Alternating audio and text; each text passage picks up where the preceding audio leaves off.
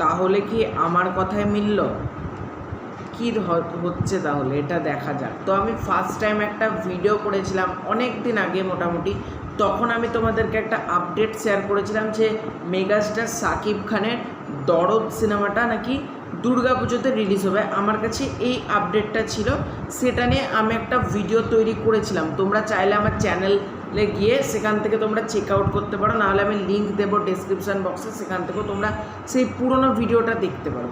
তো আমি সেখানে ক্লিয়ারলি জানিয়েছিলাম যে আমার কাছে একটা আপডেট আছে যে দরদ সিনেমাটা কিন্তু মেকার্সরা প্ল্যান করছে দুর্গাপুজোতে আসবে, এবং আমার কাছে এই আপডেটটাই ছিল। কারণ তোমাদেরকে একটা কথা বলি, আমার সাথে এসকে মুভিজ এবং অনন্য মামুন দুজনেরই কিন্তু হোয়াটসঅ্যাপে যোগাযোগ আছে, ঠিক আছে? মানে অনন্য মামুনের সঙ্গেও রয়েছে এবং তোমাদের এসকে মুভিজের সাথে আরও বেশি রয়েছে। এসকে মুভিজের সাথেও কিন্তু আমার যোগাযোগ রয়েছে, হোয়াটসঅ্যাপের মাধ্যমে কথাবার্তা হয় মাঝে মাঝে। যদি কোনো আপডেট আমাকে দেওয়ার মতন থাকে, আমি জানতে চাইলে হয়তো দিয়ে দেয়। অনেক আপডেট দরদ নিয়ে আছে যেগুলো তোমাদের সাথে শেয়ার করা যাবে না, কারণ ক্লিয়ারলি বারণ করা আছে অনন্য মামুনের তরফ থেকেও এবং সেটা এসকে মুভিজের তরফ থেকেও। এবং এসকে মুভিজ হাউসটার সাথে আমার যখন কথা হয়েছিল তখন তারা আমাকে একটা আভাস দিয়েছিল যে হ্যাঁ দুর্গাপুজোতে আসতে পারে, এবং আমি তাদেরই পারমিশন নিয়ে কিন্তু ভিডিওটা তখন তৈরি করেছিলাম যে আমি একটা আপডেট পেয়েছি যে দুর্গাপুজোতে আসতে পারে।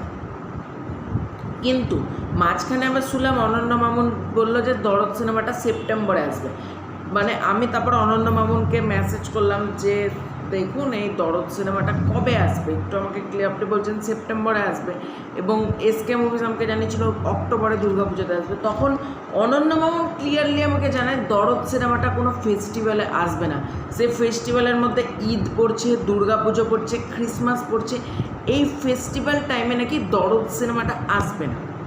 তো আমি তারপর আর অনেক কদিন তাদের সাথে যোগাযোগ করিনি। আফটার ফিল্ম রিলিজের আগে তারা আর আমাকে হয়তো আর ইনফরমেশান দেবে না এই ফিল্মটার, নাহলে আমি মানে যেমন দরদ সিনেমাটা কিনে অনেক আপডেট কিছু কিছু আছে, পরবর্তীকালে ফিল্ম রিলিজের পর অনেক কটা কিছু আপডেট আমি তোমাদের সাথে শেয়ার করব। তো চলো, টপিক হয়তো অন্য হয়ে যাচ্ছে, এবার কথাটায় আসি। গতকালকে এসকে মুভিজ ফেসবুকে একটা পোস্ট করে, পোস্টের মাধ্যমে লেখে মা আসছেন আর মাত্র 100 দিন বাকি, অর্থাৎ দুর্গাপুজোর আর 100 দিন বাকি। এটা নিয়ে এসকে মুভিজ ওদের ফেসবুক পেজে একটা পোস্ট করে। সেখানে দেখতে পাই আমরা সাকিব খান নাচ করছে, সেই নাচটা আছে দরদের টিজারে। সেই পার্টিকুলার নাচের ওই অংশটা দরদ সিনেমার টিজার থেকে নেওয়া। এবার হতেই পারে যে আনঅফিসিয়ালি এসকে মুভিজ কোনো হিন্ট দিচ্ছে আমাদেরকে যে দরদ সিনেমাটা দুর্গাপুজোতে আসবে, কিন্তু সব মানে আভাস নিমেষের মধ্যে মানে কেটে যাচ্ছে। অনন্য মামুনের একটা কথা যে দরদ সিনেমাটা কোনো ফেস্টিভ উইন্ডোতে আসবে না। তাহলে আমার মনে হয় একটু ক্লিয়ার করে দেওয়ার দরকার। আমি অনন্য মামুনের সঙ্গে আবার যোগাযোগ করে আমি জানার চেষ্টা করব, কারণ যে দরদ সিনেমাটা কবে আসবে।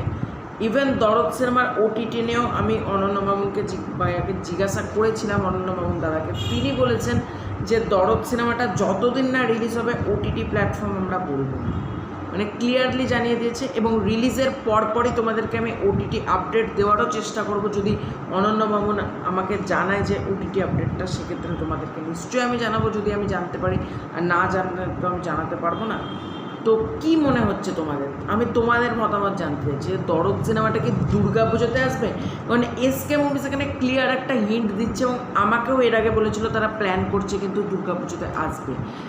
তোমরা কিন্তু কথাটা নোট করো, আমাকেও এর আগে এসকে মুভিজ ক্লিয়ারলি নিজে জানিয়েছিল যে দরদ সিনেমাটা কিন্তু দুর্গাপুজোতেই তারা প্ল্যান করছে।